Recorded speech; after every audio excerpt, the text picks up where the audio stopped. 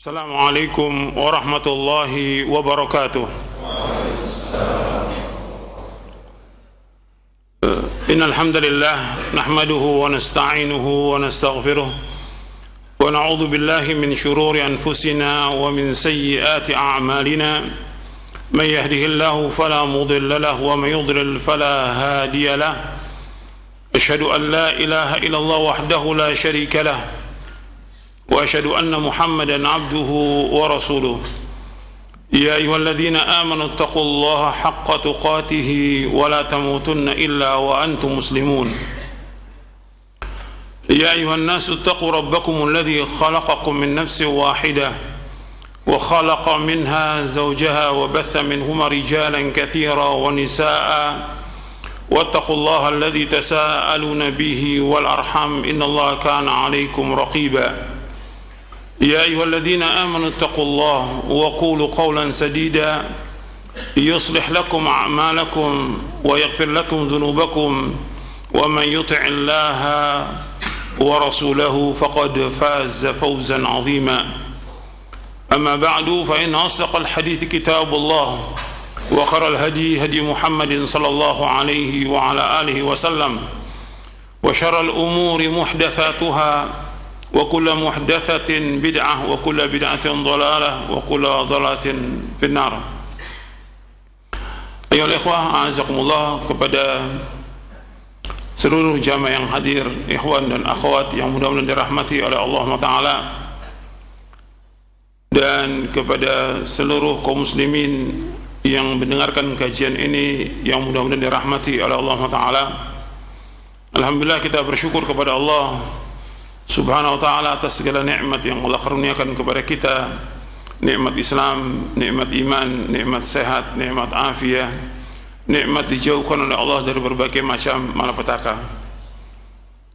Ikhwan fillah, azakumullah, kita akan membahas masalah yang penting dalam Islam berkaitan dengan al-wala wal bara.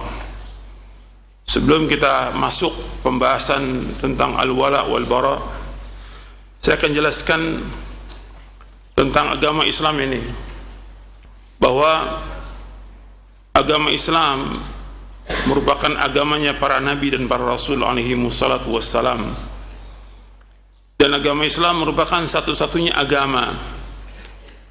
Keyakinan ini harus kita yakini seyakin-yakinnya, bahwa selain Islam tidak akan diterima oleh Allah. Selain Islam, dia ditolak oleh Allah. Ketika orang berpegang kepada agama selain Islam, maka dia pasti akan merugi, dan dia pasti akan masuk neraka. Karena Allah berfirman dalam surah Ali Imran di ayat 19, Inna dina indallahil Islam, sesungguhnya agama yang hak di sisi Allah adalah agama Islam. Berarti selain Islam gak akan diterima. Maka di ayat 85-nya di surah yang sama, surah Ali Imran, Allah berfirman, wa may yabtaghi ghairal islami dinan fala yuqbala min wa huwa fil akhirati minal khasirin. Barang siapa mencari agama selain Islam, dia tidak akan diterima oleh Allah, dan di akhirat dia termasuk orang yang merugi. Jadi ketika dia beragama selain agama Islam, Allah katakan tidak akan diterima. Wa may yabtaghi ghairal islami dinan fala yuqbala min wa huwa fil akhirati minal khasirin. Barang siapa mencari agama selain Islam, enggak akan diterima oleh Allah, dan di akhirat termasuk orang yang merugi. Kemudian juga Islam enggak bisa dicampur dengan agama yang lain. Satu Islam, enggak bisa Islam dicampur dengan Yahudi atau Nasrani, enggak boleh. Makanya ayat yang turun di surah Al-Baqarah, wala talbisul haqqa bil batil wa taqtumul haqqa wa antum ta'lamun. Ayat ini berkaitan dengan tidak boleh mencampur antara agama Islam dengan agama Yahudi dan Nasrani. Nanti antum bisa lihat di dalam tafsir Ibnu Katsir dan yang lainnya. Jadi tidak boleh mencampur adukan antara agama Islam dengan agama-agama yang lain. Jadi ayat wala talbisul haqqo bil batil wa taqtumul haqqo wa antum ta'lamun di dalam surah Al-Baqarah ayat 42. Jangan kalian campur adukan antara yang hak dan yang batil. Kata Imam Ibn Jarir At-Tabari membawakan penjelasan Imam Mujahid, jangan kalian mencampur adukan antara agama Yahudi dan Nasrani dengan agama Islam. Begitu juga dalam tafsir Ibnu Katsir, Imam Qatadah rahimahullah mengatakan, jangan kalian campur adukan antara agama Yahudi dan Nasrani dengan agama Islam, karena sesungguhnya agama yang diridhai oleh Allah adalah hanyalah Islam, sedangkan Yahudi dan Nasrani adalah bid'ah, bukan dari Allah. Dalam tafsir Ibnu Katsir di juz yang pertama, cetakan Dar Thayyibah. Jadi agama Islam satu-satunya agama yang hak. Selain Islam tidak akan diterima oleh Allah Subhanahu wa taala. Maka Nabi bersumpah sallallahu alaihi wasallam dalam hadis yang sahih yang diriwayatkan oleh Imam Muslim dari sahabat Abu Hurairah radhiyallahu an, "Fa walladhi nafsu Muhammadin biyadihi la yasma'u bi ahadun min hadhihi al-ummati yahudiyyun wala nasraniyyun thumma yamutu wa lam yu'min billadhi ursiltu bihi illa kana min ashabin nar." Demi Allah yang diri Muhammad di tangannya, di tangan Allah Taala, tidaklah mendengar aku diutus siapa saja, apakah dia Yahudi atau dia Nasrani, dia mendengar aku diutus tapi dia tidak beriman dengan apa yang aku bawa, maka dia pasti menjadi penghuni neraka, pasti itu. Jadi ketika Nabi sudah diutus, Nabi Muhammad SAW, orang Yahudi, orang Nasrani di zaman itu tidak beriman dengan apa yang dibawa oleh Nabi Muhammad SAW, maka mereka pasti menjadi penghuni neraka. Ini dalil-dalil semuanya untuk menunjukkan bahwa seluruh umat ini harus masuk ke dalam agama Islam. Dia harus masuk ke dalam agama Islam, dan kita diperintahkan untuk mendakwakan mereka agar mereka masuk ke dalam agama Islam. Tapi tetap aja sebagai manusia yang mereka disesatkan oleh iblis, berusaha terus bagaimana supaya orang itu tidak masuk ke dalam agama Islam. Mereka berusaha siang dan malam untuk apa? Supaya orang nggak masuk ke dalam agama Islam. Orang-orang kafir aja bagaimana mencegah manusia dari jalan Allah. Innal ladzina kafaru yunfiquna amwalahum liyasuddu an sabilillah fasayunfiqunaha thumma takunu 'alaihim hasratan thumma yughlabun walladzina kafaru ila jahannam yuhsyarun. Disebutkan dalam surah Al-Anfal. Antum lihat di ayat 36, coba lihat. Sesungguhnya orang-orang kafir mereka menginfakkan harta mereka untuk mencegah manusia dari jalan Allah. Jadi orang kafir ini mengeluarkan harta sebanyak-banyaknya. Yunfiquna amwalahum liyasuddu an sabilillah, untuk mencegah manusia dari jalan Allah. Fa sayunfiqunaha, biarkan aja mereka menginfakkan harta, menghabiskan hartanya. Thumma takunu 'alaihim hasratan, dan itu akan jadi penyesalan buat mereka. Thumma yughlabun, dan mereka pasti akan dikalahkan. Kemudian Allah sebutkan lagi bahwa orang-orang kafir akan dimasukkan oleh Allah ke dalam neraka jahanam. Betul di ayat 36. Jadi Allah menyebutkannya bahwa orang kafir itu tetap berjuang untuk apa? Untuk mencegah manusia dari jalan Allah. Mencegah manusia dari jalan Allah. Innal ladzina kafaru yunfiquna amwalahum liyasuddu an sabilillah fasayunfiqunaha thumma takunu 'alaihim hasratan thumma yughlabun walladzina kafaru ila jahannam yuhsyarun. Sesungguhnya orang-orang kafir menginfakkan harta mereka untuk mencegah manusia dari jalan Allah. Biarkan mereka mencegah, biarkan mereka infak, biarkan mereka habiskan hartanya. Dan ini dari zaman Nabi SAW sampai sekarang dan sampai akan datang. Mereka akan terus mengeluarkan hartanya sebanyak-banyaknya untuk mencegah manusia dari jalan Allah. Kata Allah, biarkan mereka, nanti mereka akan jadi penyesalan dan mereka pasti akan dikalahkan. Karena harus kita ingat, pasti yang menang itu Islam, pasti yang tinggi itu Islam, pasti yang ditolong itu adalah agama Islam. Cuma kenapa belum datang pertolongan Allah? Karena kita belum belajar agama dengan benar, dan kita belum melaksanakan agama dengan benar, dan kita belum ikhlas dalam melaksanakannya, sehingga belum ditolong. Kalau soal ditolong, pasti akan ditolong, cuma kita belum melaksanakan. Artinya dalam melaksanakan itu harus memahami, meyakini, mengamalkan, mendakwakan, dan semua dikerjakan dengan ikhlas. Bahwa Allah berjanji, in tansurullaha yansurkum wa yuthabbit aqdamakum, dalam surah Muhammad ayat 7. Jika kalian menolong agama Allah, Allah akan tolong kalian dan akan mengokohkan kalian. Menolong agama Allah dengan apa? Dengan kita belajar agama Islam yang benar, memahami dengan benar, dengan Quran wa sunnah al fahmi salaf, mengamalkan dengan benar, dengan ikhlas dan ittiba, dan memperjuangkan agama ini dengan benar, baru Allah akan tolong. Kita belum berjuang, belum. Makanya kondisinya terus terpuruk umat Islam ini, seperti yang disebutkan oleh Nabi Muhammad sallallahu alaihi wasallam, sallallahu alaikum dhullan la yanzi'uhu hatta tarji'u ila dinikum. Dalam hadis yang sahih yang diriwayatkan oleh Imam Abu Daud dan yang lainnya, disahihkan oleh Syekh Albani dalam silsilah ahadits as-sahihah di nomor yang ke-11. Allah akan memberikan kehinaan kepada kalian, keterpurukan, keterbelakangan, kehinaan kepada umat Islam ini, sampai kalian kembali kepada agama kalian. Jadi umat Islam harus kembali dulu kepada agamanya. Itu tugas kita, bagaimana membalikan orang kepada Quran wa sunnah ala fahmi salaf. Mereka harus belajar, memahami tentang Islam dengan benar dan mengamalkannya, kemudian baru mendakwakannya. Baru Allah akan angkat. Karena Islam sudah pasti tinggi. Al-Islamu ya'lu wa la yu'la.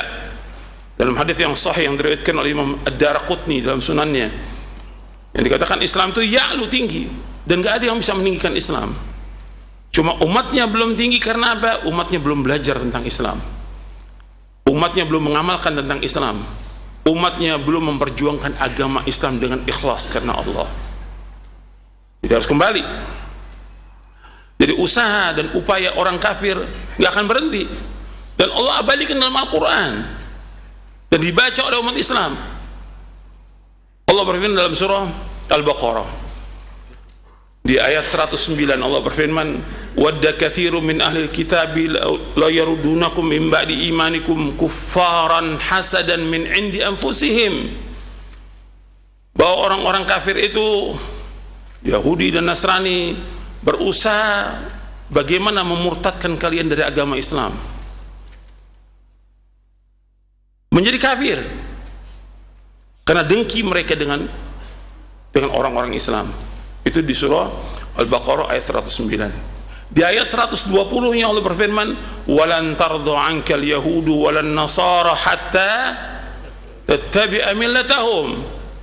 Orang Yahudi dan Nasrani akan redho kepada kalian sampai kalian mengikuti agama mereka. Makanya terus mereka berusaha bagaimana memurtadkan umat Islam, dan gak akan berhenti. Jadi kadang-kadang kita cerita tentang kristenisasi, bagaimana mereka segala macam, bukan cerita tentang mereka.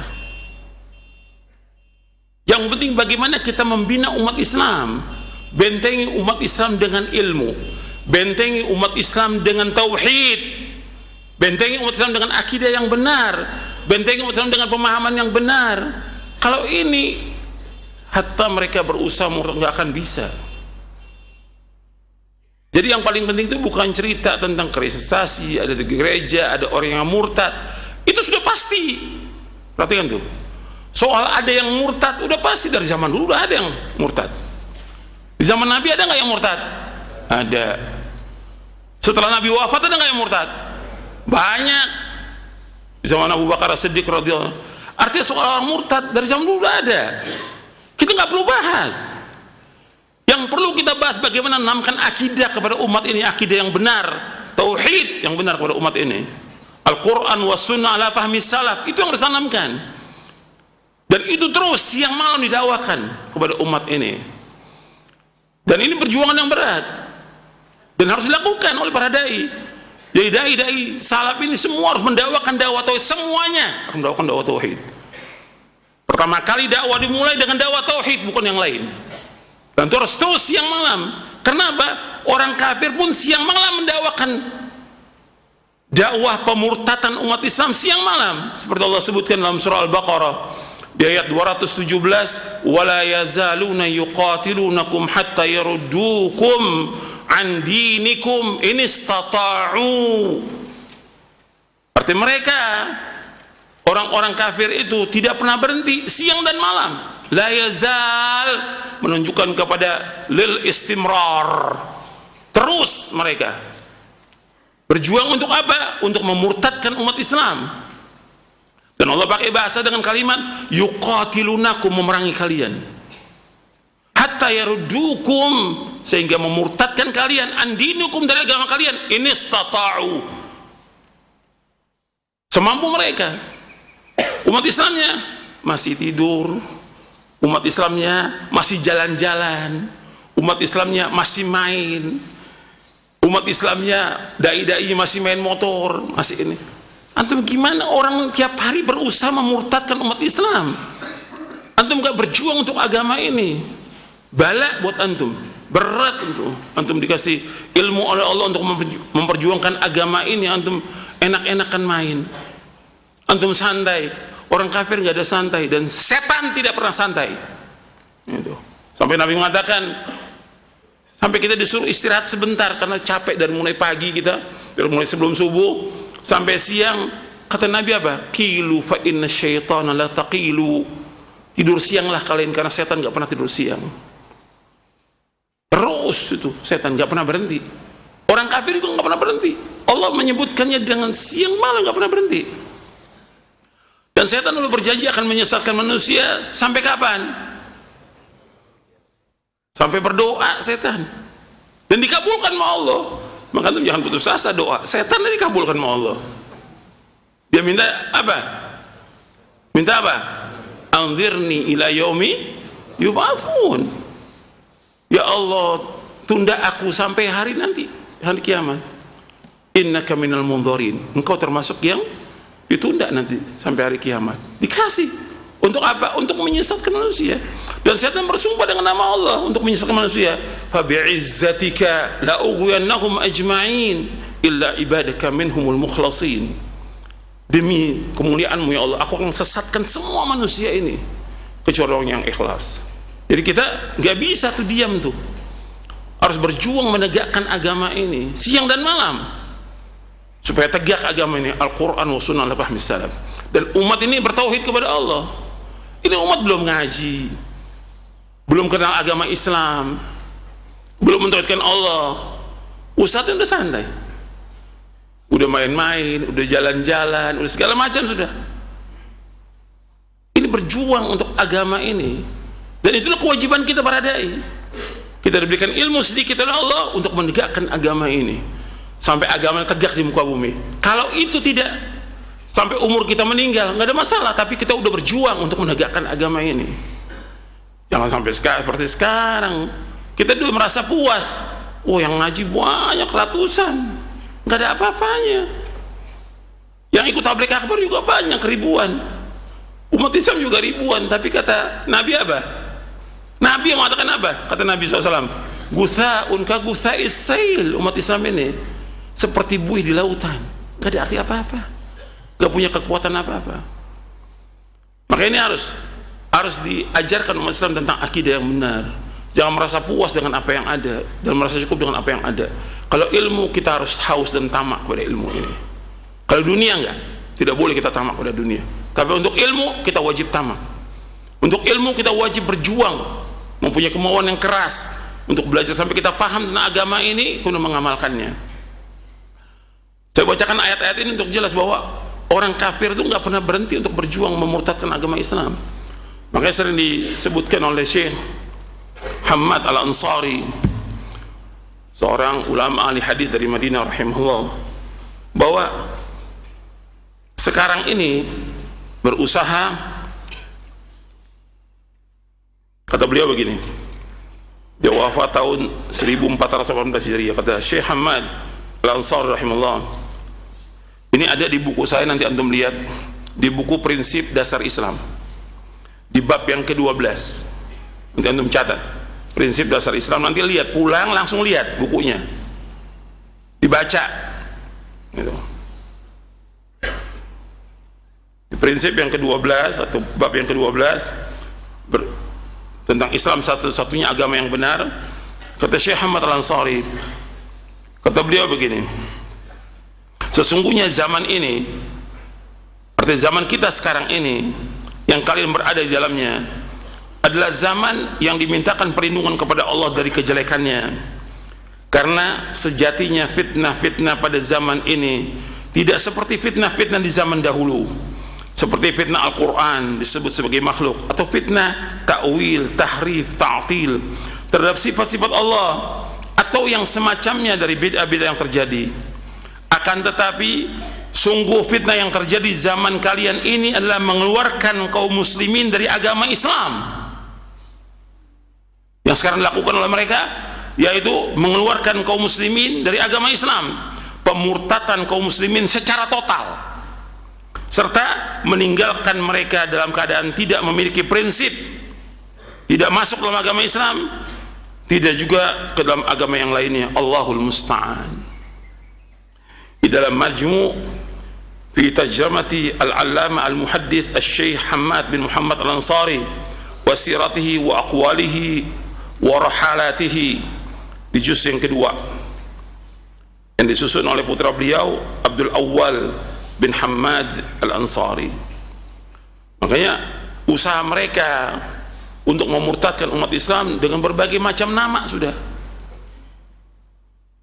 Persatuan Agama Ibrahimiyah, persatuan agama-agama Samawi, sampai mereka bikin JIL, Jaringan Islam Liberal. Kemudian mereka bikin lagi JIN, Jaringan Islam Nusantara, dan akan terus seperti itu. Dan mereka punya dai-dainya, orang-orang munafik yang Allah sebutkan dalam Al-Quran, dalam surah An-Nisa di ayat 89, waddu law takfuruna kama kafaru fatakununa sawa. Mereka terus berusaha bagaimana untuk memurtadkan kalian dari agama kalian sebagaimana mereka sudah murtad. Artinya tokoh-tokohnya di Indonesia ini bukan 1, bukan 50, lebih dari 100 tokoh. Sebagian sudah meninggal, sebagian masih hidup orang-orangnya. Jelas tokoh-tokohnya luar biasa udah. Tokoh-tokoh JIL, Jaringan Islam Liberal, untuk memurtadkan agama Islam. Dia berusaha bagaimana dengan cara dia nggak ada lagi akidah al-wala wal bara. Itu yang mereka tuju. Sehingga kita sama dengan agama Nasrani, sama dengan Yahudi, sama dengan yang lain. Semua sama, agama Islam dengan budaya yang ada sama. Nggak ada lagi al-wala wal bara. Itu usaha mereka, dan nggak berhenti mereka berusaha siang malam. Dan mereka keluarkan duitnya bukan sedikit, triliun uang yang mereka keluarkan. Dan itu kan orang-orang itu juga, orang-orang munafik ini kan harus digaji. Mana mau mereka digaji 50 juta, nggak mau. Berusaha terus bagaimana memurtadkan umat Islam. Ketika mereka bikin nama JIL, apa nggak keluar duit? Keluar duit itu. Ketika mereka bikin nama JIN, apa nggak keluar duit? Dan mereka tulis buku-buku tentang itu, nggak pernah berhenti. Mereka nggak akan berhenti. Dan terus, sebagaimana iblis nggak akan berhenti, mereka juga nggak akan berhenti. Dan kita harus jelaskan kepada umat Islam supaya umat Islam sadar. Yang paling pokok mereka mengetahui tentang agamanya. Yang pokok, yang paling penting, seperti sabda Nabi, hatta tarji'u ila dirikum, sampai kalian kembali kepada agama kalian. Jadi yang dikenalkan kepada umat ini agama Islam yang benar, yang dasarnya Quran wa sunnah ala fahmi salaf, yang pokoknya apa? Tauhid kepada Allah. Itu harus tegakkan. Kalau ini sudah kita usahakan demikian, nggak akan bisa mereka memurtadkan umat Islam. Jadi yang ada dimurtadkan karena mereka nggak pernah dibina sama sekali, nggak pernah ada yang didik. Yang tanggung jawab siapa? Para dai-nya. Ketika terjadi permurtatan di mana-mana di seluruh Indonesia ini, yang paling besar terakhir yang terjadi gempa, pemurtatan besar di Cianjur, di Sukabumi, di mana-mana itu besar pemurtatannya. Tanggung jawab siapa ini? Para dai-nya. Kenapa sampai terjadi demikian pemurtatan umat Islam? Sehingga Allah turunkan cobaan, ujian, azab, agar mereka paham ini apa yang terjadi dan apa yang harus kita lakukan. Yang paling penting yang dilakukan, apa yang lakukan? Dakwah tauhid, bukan ngumpulin duit. Dakwah apa? Dakwah tauhid, bukan ngumpulin duit. Ini yang paling penting. Ini yang paling asas. Itu yang paling penting. Sekarang enggak. Dia ngasih nasi bungkus, ngasih ceramah. Ya gimana orang mau paham tentang agama? Antum wajib membina mereka siang dan malam. Sampai antum mati di situ nggak apa-apa. Tapi berjuang untuk menegakkan agama ini.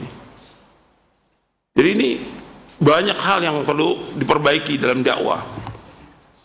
Makanya kita harus tahu tentang akidah al-wala wal bara. Dan dari kalimat yang kita ucapkan asyhadu an la ilaha illallah wa asyhadu anna muhammad rasulullah, itu juga di situ ada akidah al-wala wal bara. Kan ketika orang berbicara tentang la ilaha illallah, la ma'budu bihaqqin illallah, rukunnya ada berapa? Rukun la ilaha illallah ada berapa? Dua. Yang pertama nafi, yang kedua itsbat. Dari nafi aja itu sudah jelas tuh, menafikan semuanya. Kita harus barok dengan semuanya, yaitu la ilaha illallah. La ilaha artinya nafian jami'a ma yu'badu min dunillah, menafikan semua yang disembah selain Allah. Kemudian ketika sebut illallah, isbatul ibadah lillahi wahda la syarikalah, menetapkan ibadah itu hanya kepada Allah, nggak ada sekutu bagi Allah. Dan semua dakwah Nabi itu menetapkan ibadah kepada Allah, menafikan semuanya. Artinya kita harus berlepas diri dan barok, berlepas diri dari semua yang disembah oleh manusia kepada selain Allah. Makanya Allah menyebutkan tentang dakwah para nabi dan para rasul alaihi wassalatu wassalam di dalam surah An-Nahl di ayat 36, wa laqad ba'atsna fi kulli ummatin rasulan an i'budullaha wajtanibut taghut faminhum man hadallah wa minhum man haqqat alaihi dhalalah fasiru fil ardi fanzuru kaifa kana aqibatul mukadzibin. Dan sungguh kami tautus pada setiap umat seorang rasul. Setiap rasul dakwanya hendaklah beribadah hanya kepada Allah, mentauhidkan Allah. Kemudian wajtanibut taghut, jauhkan taghut. Taghut artinya apa-apa yang disembah oleh manusia selain Allah. Kata Imam Malik, taghut itu kullu ma ubida min dunillah, setiap apa-apa yang disembah selain Allah kita wajib menjauhkan. Kita harus barok, berlepas diri dari semua yang disembah oleh manusia kepada selain Allah.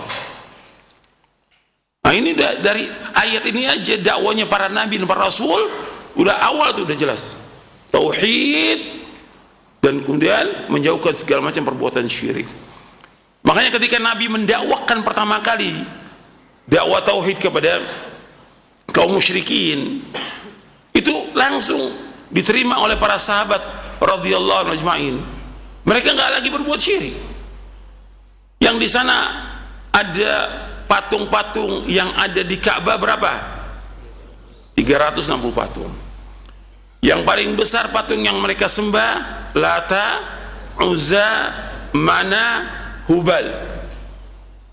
Mereka sembah. Begitu mereka masuk dalam agama Islam, nggak lagi mereka menyembah. Artinya mereka tahu bahwa dengan mengucapkan kalimat asyhadu an la ilaha illallah wa asyhadu anna muhammadar rasulullah, nggak boleh lagi menyembah kepada selain Allah. Apakah itu patung, apakah itu matahari, apakah itu bulan, apakah itu pohon, apakah itu batu atau yang lain. Nah itu yang nggak bisa diterima oleh mereka. Orang-orang musyrikin begitu melihat para sahabat yang masuk Islam, udah nggak mau lagi menyembah. Kok jadi seperti ini? Mereka nggak senang, kok nggak disembah lagi Tuhan-Tuhan oleh mereka. Sampai mereka mengatakan, aja'alal alihata ilaha wahida inna hadza la syai'un ujab. Kata mereka, apakah Tuhan-Tuhan yang banyak jadi satu Tuhan? Ini sangat mengherankan, kata mereka. Karena mereka biasa menyembah dengan banyak Tuhan. Begitu ajaran Islam datang, mereka langsung mentauhidkan Allah, menjauhkan segala macam perbuatan syirik. Belum ada kewajiban sholat, belum ada kewajiban puasa, belum ada kewajiban yang lain, belum ada. Itu dah didakwakan siang malam selama 13 tahun. Tapi begitu Nabi dakwakan, langsung meresap dalam hati mereka, dan mereka yakini meskipun mereka harus mati menegakkan agama ini, mereka disiksa untuk menegakkan agama ini. Antum lihat dong bagaimana disiksanya Bilal, disiksanya Ammar, Yasir, Sumayyah, sampai dibunuh. Untuk apa? Menegakkan kalimat tauhid, asyhadu an la ilaha illallah wa asyhadu anna muhammadar. Itu yang harus ditegakkan, dan itu harus dakwakan tiap hari. Langsung tuh berubah itu, mereka langsung wala kepada Islam dan mentauhidkan Allah, dan mereka barok kepada semua yang disembah oleh manusia kepada selain Allah. Langsung barok, berlepas diri. Enggak seperti sekarang, orang mengucapkan kalimat la ilaha illallah tetap aja masih ikut kepada agama lain, masih menyembah kepada selain Allah.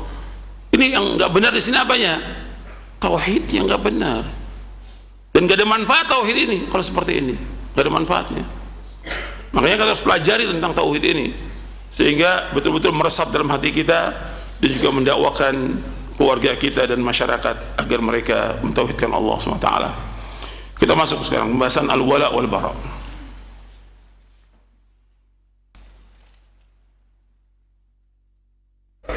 Salah satu dari prinsip akidah Ahlussunnah wal Jamaah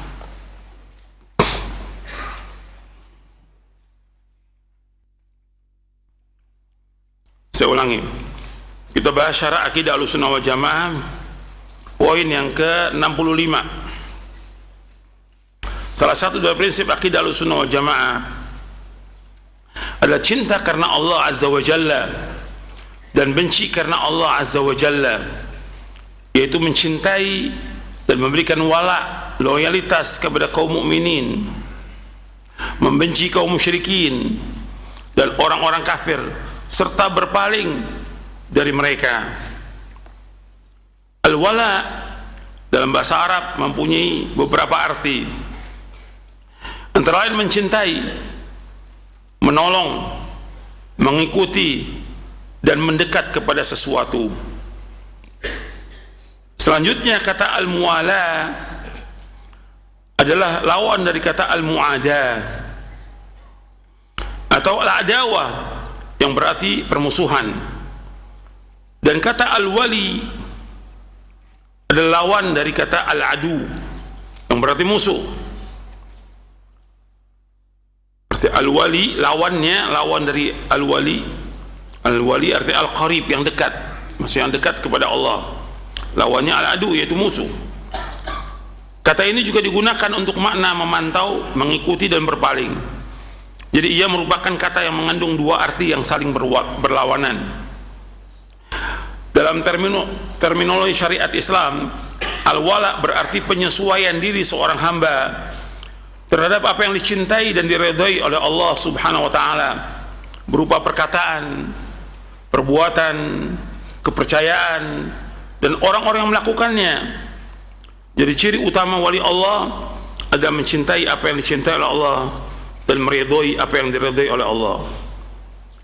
Ia condong dan melakukan semua dengan penuh komitmen, dan mencintai orang yang dicintai Allah seperti seorang mukmin, serta membenci orang yang dibenci Allah seperti orang kafir.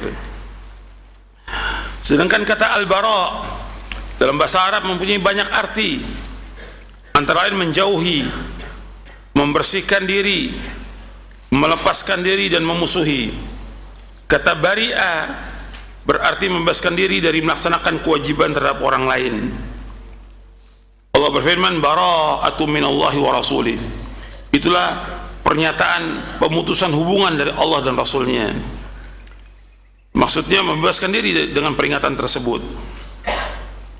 Dalam terminologi syariat Islam, al-bara berarti penyesuaian diri seorang hamba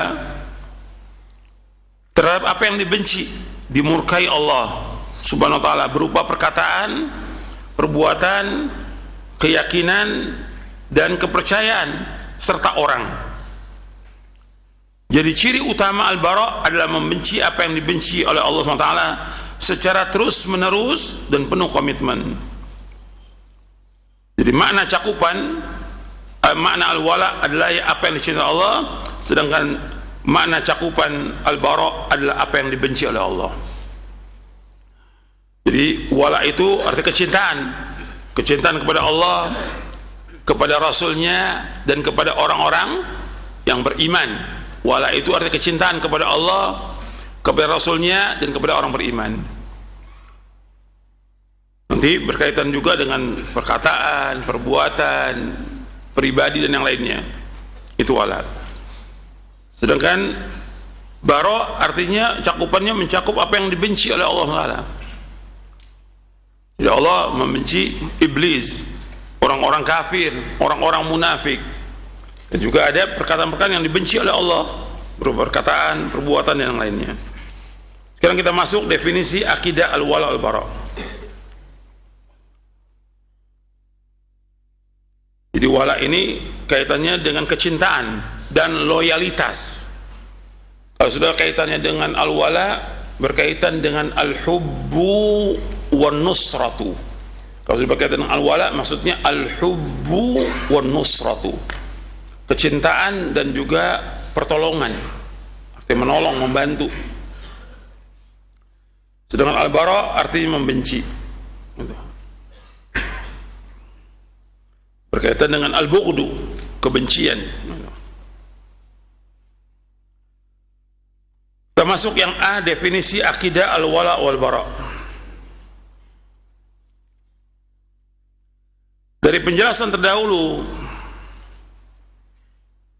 akidah al-wala wal-bara dapat didefinisikan sebagai penyesuaian diri seorang hamba terhadap apa yang dicintai dan diridhai oleh Allah, serta apa yang dibenci dan dimurkai oleh Allah, dalam hal perkataan, perbuatan, kepercayaan, dan orang. Dari sini kemudian kaitan al-wala wal-bara dibagi menjadi 4. Itu perkataan, perbuatan, kepercayaan, dan orang. Perkataan seperti doa dan zikir sesuai dengan sunnah adalah dicintai oleh Allah, sedangkan mencela dan memaki dibenci oleh Allah. Kalau bentuknya perkataan, doa, Allah menyenangi orang berdoa. Zikir, Allah menyenangi orang yang berzikir. Sedangkan kalau dia mencela, mencaci maki, yang berkaitan perkataan, ini sekedar contoh aja, ini banyak. Berkaitan perkataan, ya ratusan bahkan ribuan yang disenangi oleh Allah. Berkaitan dengan perkataan, perkataan yang dibenci oleh Allah juga banyak. Ya, bukan hanya ini, contoh aja. Mencela, mencaci maki, menggibah, memfitnah, dan yang lainnya. Berdusta, itu semua yang dibenci oleh Allah Ta'ala. Yang kedua, yang berkaitan dengan perbuatan. Perbuatan sholat, puasa, zakat, sedekah, dan melaksanakan kebajikan, mengerjakan sunnah-sunnah Nabi SAW dicintai oleh Allah. Sedangkan orang yang tidak sholat, orang yang tidak puasa, orang yang bakhil, bakhil itu pelit, ya, kikir, kedekut, itu bakhil itu. Riba, zina, minum khamar, dan berbuat bid'ah, ini semuanya dibenci oleh Allah Ta'ala. Kepercayaan berkaitan dengan kepercayaan iman dan tauhid dicintai oleh Allah, sedangkan kufur dan syirik dibenci oleh Allah. Iman dan tauhid dicintai Allah, sedangkan kufur dan syirik dibenci oleh Allah Ta'ala. Yang keempat berkaitan dengan orang. Orang yang muwahhid, mengikhlaskan ibadah semata-mata karena Allah, dicintai oleh Allah, sedangkan orang kafir, musyrik, dan munafik dibenci oleh Allah. Jadi orang yang muwahhid mentauhidkan Allah dicintai oleh Allah, sedangkan orang kafir, musyrik, munafik dibenci oleh Allah. Ketika orang-orang ini dibenci oleh Allah, maka kita boleh nggak mencintai mereka? Tidak boleh selama-lamanya. Orang kafir dibenci oleh Allah, nggak boleh kita mencintai orang kafir. Orang musyrik dibenci oleh Allah, nggak boleh kita mencintai orang musyrik. Orang munafik dibenci oleh Allah, nggak boleh kita mencintai orang munafik. Nggak boleh mencintai mereka, nggak boleh gabung dengan mereka, nggak boleh kumpul dengan mereka, dan segala macam sudah. nggak boleh. Tapi berkaitan dengan muamalah jual beli boleh. Nanti ada pembahasannya di sini.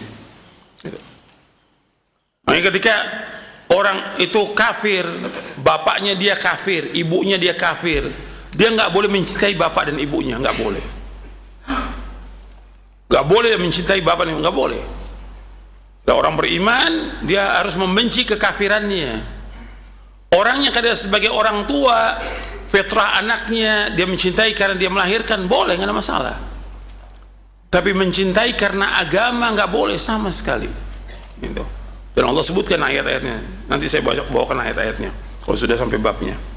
Jadi perhatikan bahwa kita nggak boleh mentaati orang-orang kafir. Kemudian juga kita nggak boleh mencintai orang-orang musyrik, dan nggak boleh lagi gabung dengan orang-orang munafikin. Dan ini banyak ini. Dan mereka memakai pakaian Islam, orang-orang munafik. Tapi mereka bencinya kepada Islam luar biasa. Apa yang keluar dari mulutnya itu betul-betul benci kepada Islam. Dan kita nggak boleh menjadikan mereka sebagai teman. Dan nanti ada ayat-ayatnya. Sekarang kita masuk yang B, kedudukan akidah al-wala wal bara dalam syariat Islam. Akidah al-wala wal bara memiliki kedudukan yang sangat penting dalam keseluruhan muatan syariat Islam. Saya ulangi, akidah al-wala wal bara memiliki kedudukan yang sangat penting dalam keseluruhan muatan syariat agama Islam. Kedudukan yang sangat penting masalah al-wala wal bara. Penjelasannya bagaimana? Pertama, al-wala wal bara merupakan bagian penting dari makna syahadat. Maka ungkapan la ilaha dalam syahadat la ilallah, tiada ilah yang berhak diibadahi dengan benar selain Allah, berarti kalimat la ilaha illallah dari kalimat la ilaha ini artinya berarti melepaskan diri dari semua sesembahan selain Allah. Seperti yang tadi saya sebutkan, la ilaha illallah mempunyai berapa rukun? 2. Yang pertama nafi, yang kedua isbat. Nafi artinya nafian jami'a ma yu'badu min dullah, menafikan yaitu semua yang disembah oleh manusia kepada selain Allah. Jadi kita wajib menafikan, kita wajib mengingkari. Jadi nggak dikatakan orang itu bertauhid kalau dia tidak menafikan sesembahan selain Allah. Sekarang ada orang dia mengatakan saya bersyahadat asyhadu an la ilaha illallah wa asyhadu anna Muhammad Rasulullah, tapi dia mengatakan orang mau menyembah kubur, menyembah batu, menyembah Isa, masa bodoh. Benar nggak ini? Nggak benar. Justru makna tauhid yang diucapkan oleh Allah, dia wajib mengingkari semua yang disembah. Dia wajib mengingkari. Dia wajib mengingkari dengan lisannya, dia wajib mengingkari dengan tangannya. Kalau nggak sanggup, dengan apa? Hatinya. Dan harus dinyatakan oleh dia. Dia mengingkari semua itu. Nggak boleh dia nggak ingkari, harus dia ingkari. Ketika dia tidak mengingkari, berarti dia sama dengan mereka. Bagaimana dia orang mengucapkan Allah, tapi dia nggak mau tahu orang mau menyembah apa aja, masa bodoh. Dia tidak mengingkari, berarti nggak benar la ilaha illallah. Sedangkan kalimat Allah yang dia ucapkan la ilaha illallah, rukun yang pertama saja dia wajib menafikan, mengingkari semua yang disembah selain Allah. Kemudian baru yang kedua, isbatul ibadah lillahi, ada menetapkan ibadah hanya kepada Allah. Maka Allah sebutkan tentang Nabi Ibrahim alaihi salatu wassalam, jelas-jelas Nabi Ibrahim. Antum lihat tentang konsekuensi akidah al-wala wal bara. Ayatnya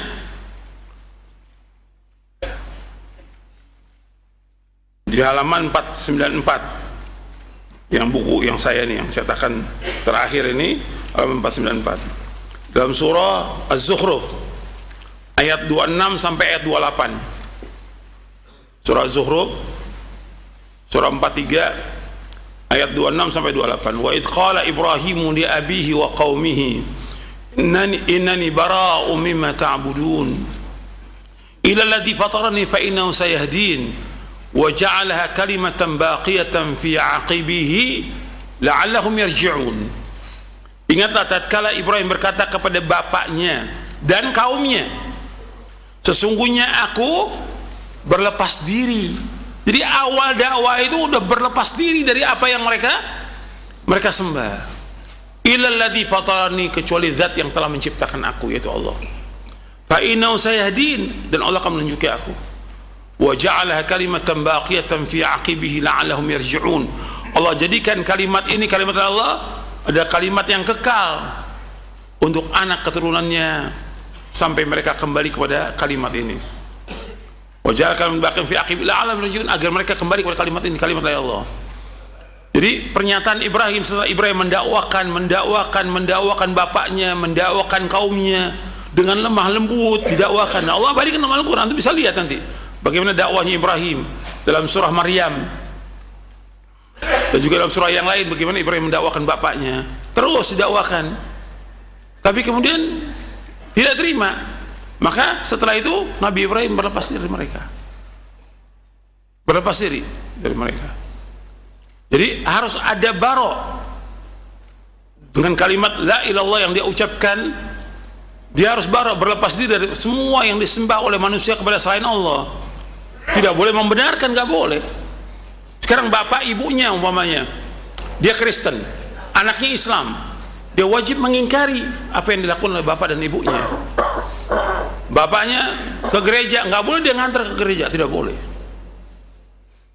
Orang mau berbuat syirik kepada Allah, nggak boleh. Dia harus barok.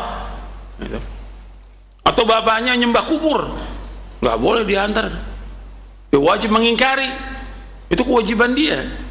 Jadi ketika dia mentauhidkan Allah, dia wajib mengingkari semua yang ada di dirinya dan keluarganya, sekitar dia, bahwa satu yang disembah Allah dan semua yang dilakukan mereka semua ini, yang mereka menyembah kepada Allah, semuanya batil. Karena satu yang hak hanya Allah, selain Allah semuanya batil. Dzalika bi anna Allah wal haqq wa anna ma yad'una min dunihi al batil wa anna Allah wal aliyyul kabir. Yang demikian hanya satu yang hak, yaitu Allah. Dan apa yang mereka berdoa, mereka beribadah kepada Allah, semuanya batil. Dan Allah Maha Tinggi dan Allah Maha Besar. Allah sebutkan dua ayat dalam surah Al-Hajj dan juga dalam surah Luqman. Kemudian kita masuk di sini bahwa al-wala wal bara merupakan bagian penting dari makna syahadat. Perhatikan tuh.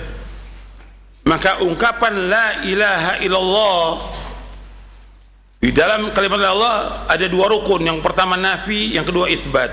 Kalimat nafi la ilaha berarti kita wajib melepaskan diri dari semua sesembahan selain Allah. Wajib itu. Kita wajib mengingkari. Enggak boleh membenarkan. Enggak boleh. Allah berfirman, "Wa laqad ba'atsna fi kulli ummatin rasulan an i'budullaha wa ijtanibut taghut." Dan sungguh kami telah utus pada setiap umat seorang rasul. Setiap rasul dakwanya adalah beribadah hanya kepada Allah saja dan jauhkan taghut. Ada taghut itu apa? Semua yang disembah selain Allah itu taghut. Apa aja yang disembah oleh selain Allah. Dan kita wajib mengingkari. Tidak boleh kita membenarkan. Dan semua yang disembah oleh manusia selain Allah dibuat nama-nama oleh mereka. Namanya macam-macam. Apakah itu tawassul, namanya ini budaya, apalagi namanya banyak dah. Puluhan nama mereka bikin. Supaya orang menganggap satu hal yang biasa. Kalau syirik ya syirik gitu. Atau dinamakan dengan budaya atau apa aja lah sudah. Apa istilah mereka sekarang ini, kearifan lokal atau apa aja. Ya syirik ya syirik. Dan kita wajib mengingkari kesyirikan itu. Meskipun dengan nama-nama yang indah mereka namakan. Karena itulah syaitan berusaha bagaimana memberikan nama-nama yang indah. Allah sebutkan dalam Al-Quran bagaimana syaitan memberikan nama yang indah. Dan semua nama batil diberikan oleh syaitan dengan nama apa? Yang indah. Riba dibilang apa? Bunga. Belum lagi banyak, udah ratusan udah kalau kita. Itulah setan memberikan nama-nama yang indah. Dan kita terpengaruh tuh dengan seperti itu. Akhirnya kita membenarkan. Gak boleh kita membenarkan. Yang syirik wajib kita tolak. Yang syirik wajib kita ingkari. Dan penyembahan manusia kepada Allah ini merupakan kerusakan yang paling besar. Dan ini kerusakan yang paling besar yang Allah larang dalam Al-Quran. Dan orang-orang munafik dilarang oleh Allah untuk berbuat kerusakan. Mereka katakan, mereka berbuat apa? Wa idza qila lahum la tufsidu fil ardi qalu innama nahnu muslimun. Kalau dikatakan jangan berbuat kerusakan di muka bumi, mereka katakan berbuat islah. Kerusakan yang mereka lakukan apa? Yaitu berbuat maksiat kepada Allah. Maksiat yang paling besar apa? Syirik. Perhatikan tuh. Dan tafsir-tafsir ayat menjelaskan yang dimaksud berbuat kerusakan artinya berbuat maksiat. Maksiat yang paling besar apa? Syirik. Makanya ini kita perhatikan, kalau tauhid kita benar, maka kita akan mengingkari semua yang disembah oleh manusia kepada selain Allah. Tidak membenarkan. Nggak boleh membenarkan. Kalau sudah kesyirikan yang nggak boleh kita benarkan, ya termasuk juga kita nggak boleh membenarkan perbuatan dia dan segala macam. Nggak bisa bergabung kita. Nanti ada ayat-ayatnya tentang nggak boleh kita bergabung dengan mereka. Kadang-kadang udah nggak boleh bergabung, mana dia foto sama musyrik. Gitu. Nah, gimana? Ini kan dakwah batil ini, dakwah yang sesat dan menyesatkan. Gitu. Ini bukan dai salaf yang seperti ini, yang udah menyimpang dari dakwah salaf. Yang kedua, al-wala wal bara merupakan bagian dari ikatan iman yang paling kuat. Rasulullah SAW bersabda, "Awthaqu urul iman al-muwalatu fillahi wal mu'adatu fillahi wal hubbu fillahi wal bughdu fillahi." Ikatan iman yang paling kuat adalah loyalitas yang kuat karena Allah, dan permusuhan karena Allah, mencintai karena Allah dan membenci karena Allah. Kata Nabi SAW, ya Rasulullah SAW bersabda, "Awthaqu ural iman al-muwalatu fillah wal mu'adatu fillah wal hubbu fillah wal bughdu fillah." Ikatan iman yang paling kuat adalah loyalitas yang kuat karena Allah, dan permusuhan karena Allah, mencintai karena Allah dan membenci karena Allah. Hadis ini hasan, diriwayatkan oleh Imam At-Tabrani dalam Mu'jamul Kabir dari sahabat Ibnu Abbas radhiyallahu anhuma, dan dihasankan oleh Syekh Al-Albani dalam silsilah hadis as-sahihah. Jadi ikatan iman paling kuat, kita loyal. Artinya mencintai karena Allah. Kita mencintai seseorang itu karena Allah. Dan kita membenci, memusuhi karena Allah. Perhatikan tuh. Jadi ini ikatan iman yang paling kuat. Kita loyal kepada orang itu karena Allah, karena dia melaksanakan ibadah kepada Allah, dia mentauhidkan Allah, karena dia mendakwakan tauhid, kita loyal dan cinta kepada orang itu. Dan kita membenci karena dia berbuat syirik kepada Allah, berbuat kekufuran, berbuat bid'ah, maksiat. Kita membenci dia karena Allah. Jadi semua lakukan itu karena Allah. Yang ketiga, al-wala wal bara adalah faktor utama yang menyebabkan hati dapat merasakan manisnya iman. Nabi SAW ketika menyebutkan 3 hal, jika terdapat pada seorang maka ia akan merasakan manisnya iman. Di antaranya, wa ayyuhibbal mar'a la yuhibbuhu illa lillah, yaitu ia mencintai seorang, dia mencintainya karena Allah. Dia akan dapat merasakan lezatnya iman, manisnya iman ketika dia mencintai seseorang itu karena Allah, karena orang itu taat kepada Allah, karena orang itu mentauhidkan Allah, karena orang itu dia belajar karena Allah, dan yang lainnya. Kita mencintai orang itu karena Allah, bukan karena dunia, bukan. Sebab nanti disebutkan oleh dalam beberapa athar para sahabat itu bahwa orang sekarang ini di zamannya Ibnu Abbas dan sesudahnya, orang mencintai bukan karena Allah lagi, mencintai karena apa? Dunia. Karena dia punya duit, karena dia orang kaya, karena mobilnya bagus, ya cinta. Kalau orang miskin, karena dia miskin, nggak dicintai oleh dia. Kalau dia taat kepada Allah. Ini udah nggak benar ini. Al-wala wal bara'nya nggak benar ini. Nah, sekarang bayang begitu. Termasuk para dai gitu. Walanya kepada siapa? Orang kaya. Allah musta'an wa alaihi tukrun wa la haula wa la quwwata illa billah. Yang keempat, pahala yang besar, pahala yang sangat besar bagi orang yang mencintai karena Allah. Rasulullah SAW bersabda ketika menyebutkan tentang 7 golongan yang akan dilindungi Allah pada hari kiamat, sab'atun yudhilluhumullahu fi dhillihi yauma la dhilla illa dhilluh. Nabi menyebutkan diantaranya wa rajulani tahabba fillah ijtama'a alaihi wa tafarraqa alaihi. Ada 7 golongan yang dinaungi oleh Allah pada hari kiamat. Dalam naungannya di hari kiamat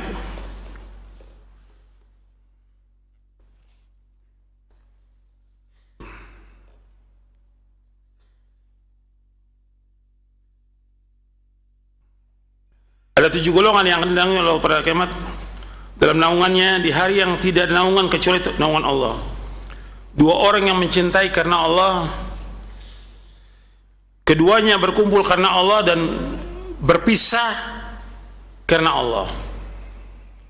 Ini kalau nggak salah sudah pernah kita bahas ini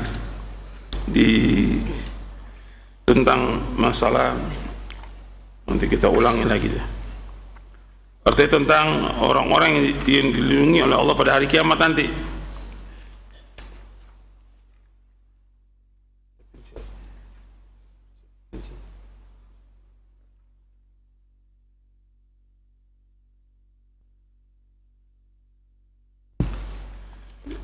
Ada di halaman 300 ya, yang cetakan terbaru, tentang sab'atun yudhilluhumullahu fi dhillihi yauma la dhilla illa dhilluh.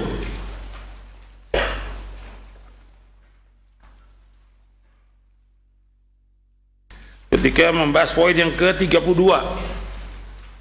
saya sebutkan itu lengkap di situ. Nanti Anda melihat sab'atun yudhilluhumullahu fi dhillihi yauma la dhilla illa dhilluh. Al-imamul adil wa syabun nasha bi ibadatillah wa rajulun qalbuhu mu'allaqun fil masajid wa rajulani tahabba fillahi ijtama'a alaihi wa tafarraqa alaihi wa rajulun da'atu imra'atun dhatu mansibin wa jamalin faqala inni akhafu Allah wa rajulun tasaddaqa bi sadaqatin fa akhfaha hatta la ta'lama shimaluhu ma tunfiqu yaminuhu wa rajulun dzakara Allah khalidan fa fadat 'ainah. Ada 7 golongan yang dinaungi oleh Allah dalam naungannya pada hari kiamat, yang tidak naungan kecuali naungan Allah. Yaitu yang pertama imamun adil, pemimpin yang adil. Yang kedua seorang pemuda yang tumbuh dan beribadah kepada Allah. Yang ketiga seorang yang hatinya selalu terpaut dengan masjid. Yang keempat 2 orang yang saling mencintai di jalan Allah, keduanya berkumpul karena Allah dan berpisah karena Allah. Yang kelima, seorang laki-laki yang diajak berzina oleh seorang wanita yang mempunyai kedudukan lagi cantik, lalu ia berkata, sungguhnya aku takut kepada Allah. Yang keenam, seorang yang sedekah dengan satu sedekah, lalu ia menyembunyikannya hingga tangan kirinya tidak tahu apa yang diinfakkan oleh tangan kanannya. Dan yang ketujuh, seorang yang berzikir kepada Allah dalam keadaan sepi, lalu ia meneteskan air matanya. Hadis ini sahih riwayat Bukhari dan Muslim.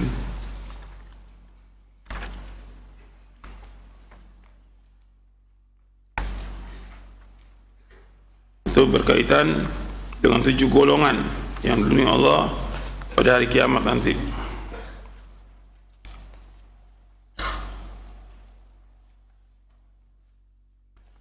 Kemudian saya lanjutkan tentang hukum akidah al-wala wal bara. Hukum akidah al-wala wal bara dalam syariat Islam adalah wajib, bahkan merupakan salah satu konsekuensi dari syahadat asyhadu an la ilaha illallah wa asyhadu anna Muhammadar Rasulullah. Ini hukumnya wajib. Tentang wajibnya Allah berfirman di dalam surah Ali Imran, surah yang ketiga ayat 28, la yattakhidul mu'minuna al-kafirina awliya'a min dunil mu'minin Wa may yaf'al dzalika falaysa minallahi fi syai'in illa an tattaqu minhum tuqa. Janganlah orang-orang mukmin menjadikan orang-orang kafir sebagai pemimpin, melainkan hanya orang-orang mukmin yang boleh jadi pemimpin. Barang siapa yang berbuat demikian, dia tidak akan memperoleh apapun pertolongan dari Allah kecuali karena siasat menjaga diri dari sesuatu yang kamu takuti dari mereka. Kemudian Allah berfirman dalam surah Al-Maidah ayat 51, Ya ayyuhalladzina amanu la tattakhidul yahuda wan nasara awliya ba'duhum awliya'u ba'd wa may tawallahum minkum fa innahum minhum innallaha la yahdil qaumadh dhalimin. Wahai orang beriman, janganlah kamu menjadikan orang Yahudi dan Nasrani sebagai teman setia kamu. Mereka satu sama lain saling melindungi. Barang siapa di antara kamu yang menjadikan mereka teman setia, maka sesungguhnya dia termasuk golongan mereka. Sungguh Allah tidak memberi petunjuk kepada orang-orang yang zalim. Jadi Allah sudah menjelaskan di sini enggak boleh menjadikan orang Yahudi dan Nasrani sebagai pemimpin. Enggak boleh menjadikan orang Yahudi dan Nasrani sebagai teman setia, tidak boleh. Karena mereka sebagiannya sebagai pelindung bagi sebagian yang lain. Artinya orang Yahudi dan Nasrani ketika menghadapi kaum muslimin mesti mereka bergabung, bersatu mereka. Kalau lagi enggak menghadapi kita, mereka sering bermusuhan. Jadi kalau menghadapi umat Islam, mereka bersatu. Tapi kalau mereka tidak menghadapi umat Islam, mereka sering bermusuhan di antara mereka. Hatta orang Yahudi dan orang Yahudi sama. Kalau menghadapi umat Islam, mereka luar biasa, bersatu. Tapi di antara mereka itu peperangannya dahsyat di antara mereka. Permusuhan dahsyat. Allah menyebutkan ba'sum bainahum syadid. Tahsabuhum jami'an wa qulubuhum syatta dzalika bi annahum qaumun la ya'qilun. Permusuhan dari mereka sangat besar, syadid kata Allah. Engkau sangka mereka bersatu, tapi hati mereka berpecah belah karena mereka kaum yang tidak berfikir. Dalam surah Al-Hasyr. Kemudian juga Allah berfirman dalam surah Al-Mujadilah di ayat 22. Untuk melihat ini ayat harus dibaca lengkap ini. Untuk melihat di Al-Mujadilah ayat 22 ini harus lengkap dibaca. Itu dimasukkannya tidak lengkap. Allah berfirman, la tajidu qauman yu'minuna billahi wal yawmil akhir yuwadduna man hadda Allah wa rasulah walau kanu aba'ahum aw abna'ahum aw ikhwanahum aw ashiratahum ulaika kataba fi qulubihimul imana wa ayyadahum bi ruhin min wa yadkhuluhum jannatin tajri min tahtiha al-anharu khalidina fiha radhiyallahu anhum wa radu an ulaika hizbullah ala inna hizballahi humul muflihun. Kalian tidak akan mendapati satu kaum yang beriman kepada Allah dan hari akhir saling mencintai kepada orang-orang yang menentang Allah dan Rasulnya. Orang-orang yang menentang Allah dan Rasulnya, sekalipun yang menentang itu bapak mereka atau anak-anak mereka atau saudara-saudara mereka atau keluarga mereka. Allah sudah tuliskan kepada orang beriman itu dalam hati mereka iman. Dan Allah sudah teguhkan mereka dengan pertolongan darinya, dari Allah. Allah masukkan mereka ke dalam surga-surga yang mengalir di bawahnya sungai-sungai. Mereka kekal dalamnya selama-lamanya. Allah redha kepada mereka, mereka pun redha kepada Allah.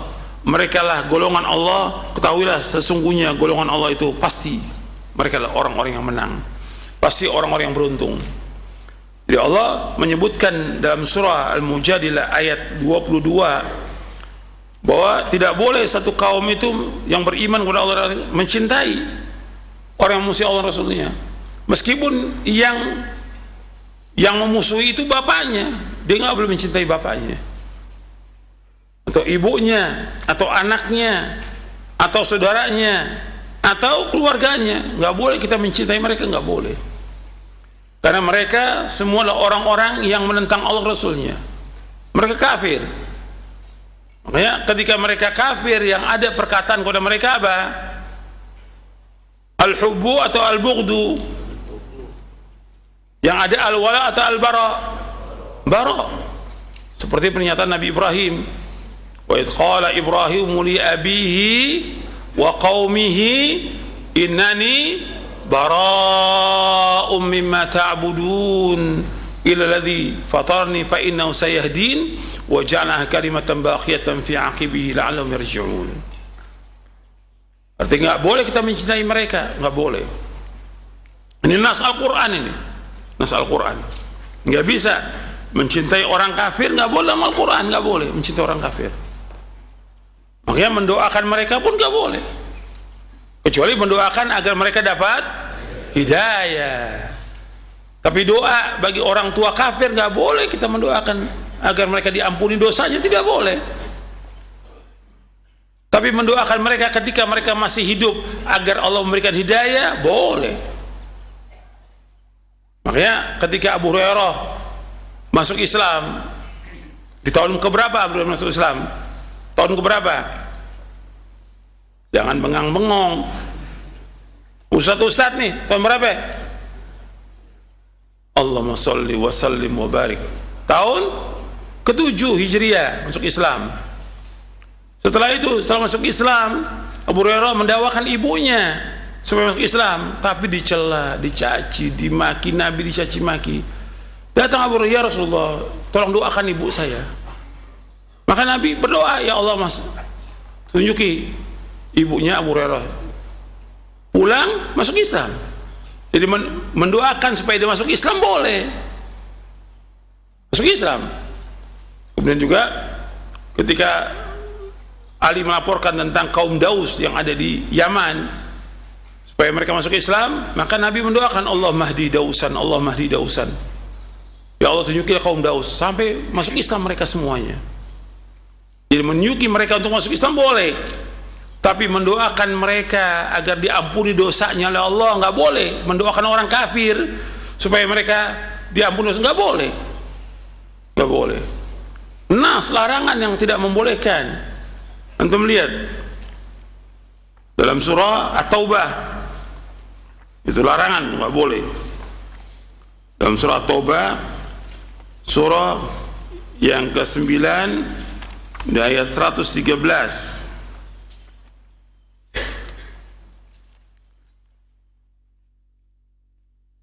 Ini larangan Allah kepada Nabi Muhammad SAW dan orang beriman. Maka lin nabi walladzina amanu ayastaghfiru lil musyrikin walau kanu uli qurba min ba'di ma tabayyana lahum annahum ashabul jahim. Tidak patut bagi nabi dan orang beriman untuk memohonkan ampun. Untuk siapa? Kaum musyrikin. Meskipun mereka sanak kerabat, sesudah jelas bagi mereka bahwa mereka adalah penghuni neraka jahim. Jadi nggak boleh memohonkan ampun untuk orang-orang kafir, nggak boleh. Karena kan banyak orang kafir ditulis almarhum. Gimana orang kafir almarhum? Allah musta'an. Kafir Allah sebutkan dalam Al-Quran nas, tempatnya di mana? Neraka. Nas Al-Quran. Dan itu bukan 100 ayat. Orang kafir tempatnya neraka, kok dibilang almarhum? Allah musta'an.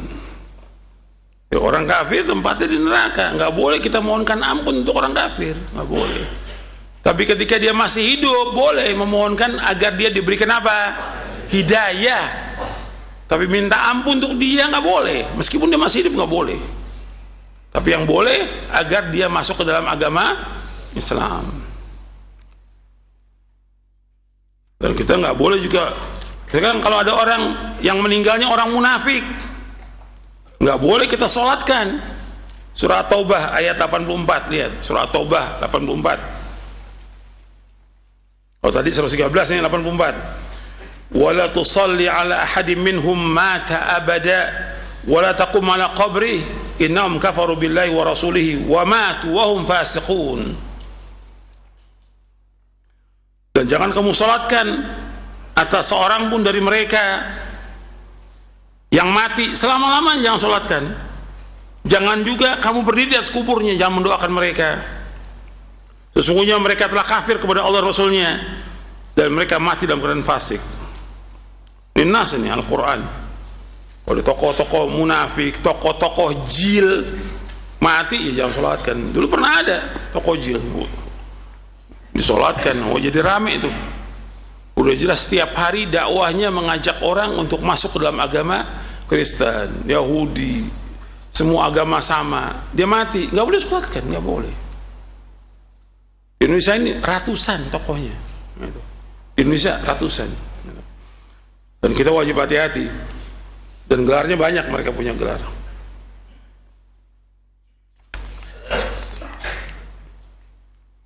Saya pikir cukup sampai di sini kajiannya. Mudah-mudahan bermanfaat. Wassallallahu Nabi Muhammadin sallallahu alaihi wasallam. Subhanakallahumma bihamdik asyhadu an la ilaha illa anta astaghfiruka wa atubu ilaik. Assalamualaikum warahmatullahi wabarakatuh.